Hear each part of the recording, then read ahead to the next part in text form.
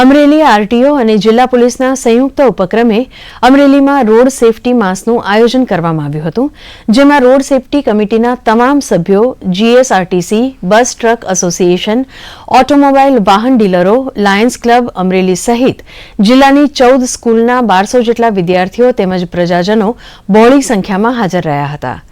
આ સેફટી માસમાં બાળકોને રોડ સેફટીના નિયમોનું પાલન કરવા માટે અનુરોધ કરવામાં આવ્યો હતો। વધુમાં વાહન ચાલકોને ટ્રાફિકના નિયમોની સમજ અપાઈ હતી।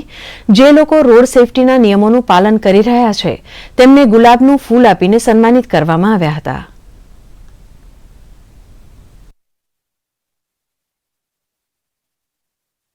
रोड सेफ्टी विषय बहुत संवेदनशील विषय है અને એ દરેક લોકો સુધી પહોંચે એવો અમારો અભિગમ છે। તંત્ર સંપૂર્ણ રીતે રોડ સેફટી સાથે સંકળાયેલું છે અને લોકોમાં રોડ સેફટીના નિયમો કેળવાય અને સારામાં સારું લોકો જાણે અને નિયમો પાલન કરે। અને આપણો મેઇન ઉદ્દેશ્ય એ છે કે ફેટાલિટી ન થવી જોઈએ।